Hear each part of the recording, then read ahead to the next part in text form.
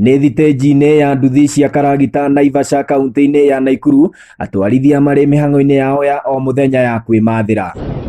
Ĩndĩ ona kũrĩ o ũguo, maugĩte matirahota gũthingatithia mawatho mamwe marĩa mararutwo nĩ thirikari ma kwĩgitĩra kumana na mũrimũ wa COVID-19, kuona gĩcigo-inĩ gĩkĩ matirĩ na maĩ ma gwĩthamba moko, oro ũndũ ũmwe na ma gũthambia arĩa marakua. Tarĩu haha nĩho tũkuagĩra, ona mũtũngi ta ũrĩa ithuĩ nĩ gwĩtũrĩra twĩtũrĩire, okuo tũkona nĩ ta tũtiganĩirio gũkũ Karagita. Ithuĩ okorwo twĩna tũmaĩ tũrĩa twĩna tuo tũndini-rĩ, tũtingĩabondi gũthambia andũ arĩa othe maracukĩra haha, na tũrerwo mũrimũ ũcio-rĩ ũranyita kila mũndũ kinya mwana kinya ũ. Thutha wa thirikari kũgathĩka watho wa atĩ no nginya mũndũ o wothe ũrĩ mũingĩ-inĩ aharũkie mask ĩrĩ ta njĩra ĩmwe ya kwĩgita na kũhũrana na gũtamba kwa mũrimũ ũyũ, atwarithia aya a nduthi marauga marĩ na ũritũ wa gũkũrana nĩ mask irĩkũ ikinyanĩirie ikĩro. Okorwo nĩ customer oka, customer nĩ arenda gũkorwo ena kanyamũ kau, rĩu kũrambindwo ona wamũkua ongorwo mwarĩhania 50, ũmwĩre 50 ĩyo yaku akũnengere ũingĩre harĩa kanyamũ kau karenderio. Watho ũngĩ ũrĩa matarĩ marahota gũthingatithia kumana na itũmi itiganĩte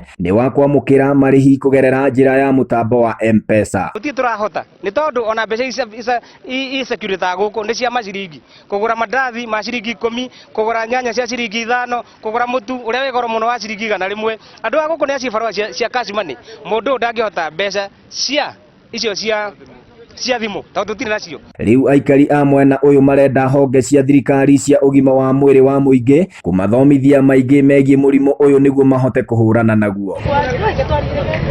Handũ-inĩ ha Inooro TV kuma Karagita Naivasha kaunti-inĩ ya Nakuru, rĩtwa rĩakwa nĩ Festus Lang'o.